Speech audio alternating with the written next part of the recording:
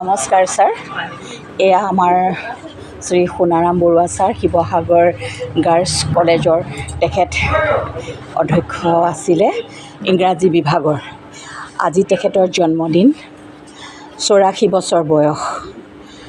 Sir, আৰু শিৱসাগৰ আপুনি ৰত্ন হিচাপে আমাৰ ফালৰ পৰা আপোনাৰ শুভেচ্ছা জনাইছোঁ জন্মদিনত। কওক দুআষাৰ আপোনাৰ জন্মদিনৰ কিছু অনুভৱ। জীৱনতে ৰাইজে হওক স্বীকৃতি দিছে, ভাল লাগিছে। শিৱসাগৰতে আজি প্ৰায় 60 বছৰ পাৰ হ'ল। হয়, ইয়াতে থাকি ইমান সমাজখনৰ লগত নিজক বিলীন কৰিবলৈ সুবিধা পাইছোঁ। ৰাইজৰ লগত ইটো সিটো কৰি থাকি মানসিক শান্তি লাভ কৰিছোঁ। ইয়াতকৈ একো নালাগে। আৰু আপুনি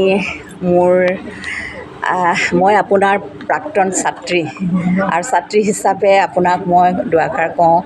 আপুনি ইংৰাজী বিভাগটো খুব ধুনীয়াকৈ পঢ়াইছিলে, সেইকাৰণে মই এখন ইংৰাজী স্কুলত এগৰাকী শিক্ষয়িত্ৰী হিচাপে কৰ্মৰত কৰি আছোঁ।